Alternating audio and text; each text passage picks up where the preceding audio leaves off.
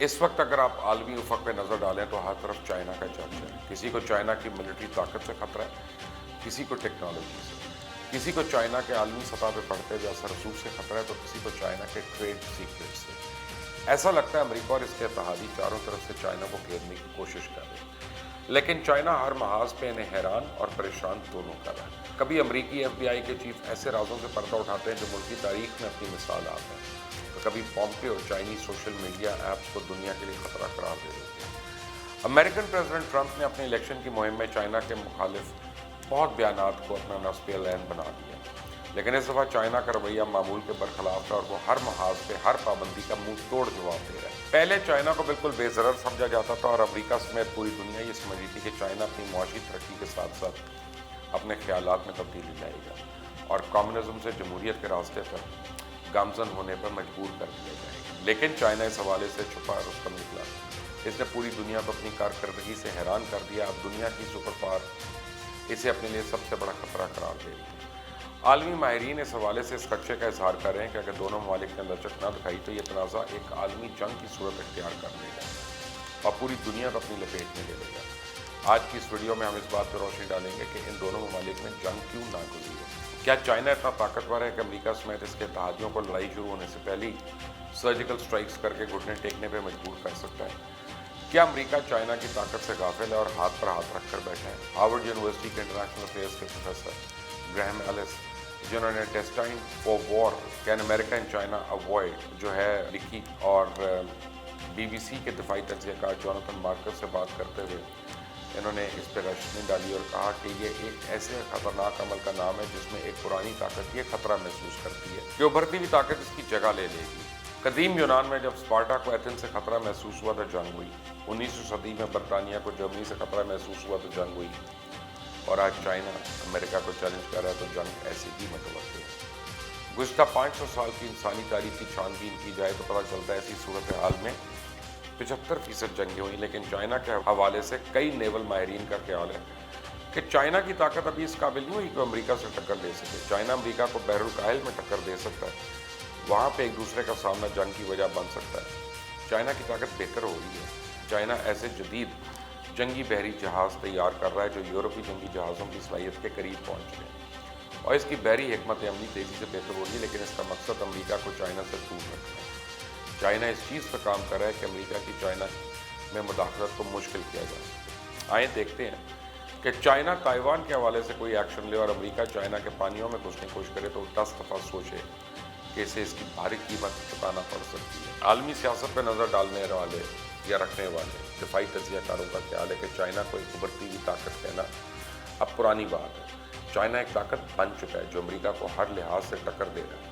Australia کی university اور Sydney کے شعبہ امریکی تعلیمات نے ایک رپورٹ میں انکشاف کیا کہ بحر ہند اور بحر الکاہل میں امریکہ کی حکمت عملی بحران کا شکار ہے.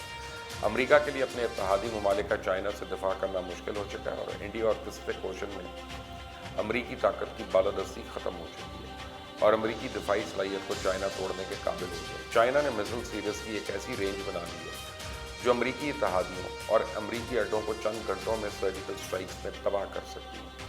چائنا نے بھی امریکی طرز پہ فوجی اڈے اور بندرگاہوں کا ایک نیٹ ورک بنانا شروع کر دیا ہے, کیونکہ چائنا کا اپنی معیشت سے مکمل انحصار ہے اور اسے محفوظ کرنے کے لیے وہ کسی بھی حد تک جانے کے لیے تیار ہے. بے شک چائنا کے پاس عالمی جنگوں کا تو تجربہ نہیں ہے, نہ ہی دنیا کو اپنی طرف راغب کرنے کے لیے جینز, ہالی ووڈ اور فاسٹ فوڈ چینز ہیں جو بیرونی دنیا میں امریکہ کے لیے ایک اٹریکشن اور سافٹ امیج پیدا کرتی ہیں. ہتھیاروں اور دفاعی بجٹ کے حوالے سے بھی چائنا اور امریکہ کا کوئی مقابلہ نہیں, جبکہ جدید جنگی جہاز, بیلسٹک میزائلز اور نیٹو جیسے اتحادی کی امریکہ کو ایک واضح برتری حاصل ہے. لیکن ٹیکنالوجی کے معاملے میں چائنا امریکہ پہ دن بدن برتری حاصل کرتا ہے, اور ایشیا میں چائنا ابھی بھی عالمی طاقت کا درجہ رکھتا ہے. اس نے ایران, پاکستان اور سری لنکا سے بندرگاہیں حاصل کرنے کے معاہدے کر لیے اور یہاں پر اپنے قدم مستحکم کر چکا ہے. چائنا نے امریکہ کی جنگی صلاحیتوں کا جائزہ لے کے ایک مؤثر دفاعی اسٹریٹجی بنائی ہے, اور اس نے سینسرز اور ہتھیاروں کا ایک ایسا نظام تشکیل دیا ہے جس کی وجہ سے امریکہ اس کے ساحلوں سے جتنا ممکن ہو سکتا ہے دور رہے گا. شروع میں چائنا یہ سب کچھ اپنے دفاع کے لیے کر رہا تھا, لیکن وقت کے ساتھ ساتھ نظام میں اتنی جدت آ چکی ہے کہ اب وہ اس کا آغاز بھی کر سکتا ہے. چائنا اب اپنی دفاعی صلاحیتوں پر اس حد تک پر اعتماد ہے کہ وہ امریکی جاریے سے نہ صرف نبرد آزما ہو سکتا ہے بلکہ اسے روک بھی سکتا ہے اور خدشہ ظاہر کیا ہے کہ چائنا محدود قوت کا استعمال کر کے جنگ شروع ہونے سے پہلے ہی جیت سکتا ہے۔ یہی وجہ ہے کہ امریکہ نے بحر ہند میں بھارت، جاپان، آسٹریلیا اور امریکہ کا ایک اتحاد بنایا تاکہ چائنا کی بڑھتی ہوئی طاقت کو روکا جا سکے۔ یہی نہیں، امریکہ جاپان سمیت اپنے دیگر اتحادیوں کو جدید سامان سے لیس بھی کر رہا ہے۔ حال ہی میں اس نے جاپان کو 105 F-35 فروخت کرنے کا اعلان کیا۔ چائنا امریکہ کے نہ صرف بحر ہند اور بحر الکاہل میں موجود ہے اور وہاں پہ موجود فوجی اڈے، بلکہ اس کے بحری بیڑوں کو دور دراز مقام پر بھی نشانہ بنا سکتا ہے اور صرف جنگی جہاز اور میزائلز کی بنیاد پر بازی پلٹ سکتا ہے۔ لیکن اب سوال یہ پیدا ہوتا ہے کہ 100 سال سے دنیا پہ حکومت کرنے والا ملک اپنے دشمن سے کتنا غافل ہے؟ امریکہ کئی دہائیوں سے دنیا بھر میں جنگیں لڑ رہا ہے، لیکن عراق، افغانستان، شام اور چائنا میں زمین آسمان کا فرق ہے۔ اس لیے امریکہ نے بھی اپنے آپ کو ایک بڑی جنگ کے لیے تیار کرنا شروع کر دیا۔ اس سے پہلے امریکہ نے یہ پالیسی سوویت یونین کو روکنے کے لیے بنائی تھی، لیکن اب اس کا شکار چائنا ہے۔ تو سڈنی یونیورسٹی نے اس حوالے سے امریکہ کی اسٹیبلشمنٹ پہ ایک سوالیہ نشان اٹھا دیا اور اسے سپر پاور ہونے کی فرسودہ ذہنیت کا شکار قرار دیا۔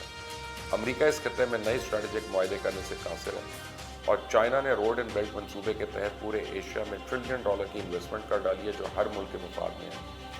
امریکہ کی قوت تنزلی کا شکار ہے اور اس کی وجہ امریکہ کی پرانی سوچ اور حکمت عملی اور یہ تحقیق امریکہ کے اس اتحادی کی طرف سے آئی جو امریکہ کا فرنٹ لائن اتحادی ہے۔ لیکن جنگوں کا تعلق اس ملک کی لیڈرشپ سے بھی ہوتا ہے جو اس بات کا فیصلہ کرتی ہے کہ اسے اس تنازع میں جانا بھی ہے یا نہیں۔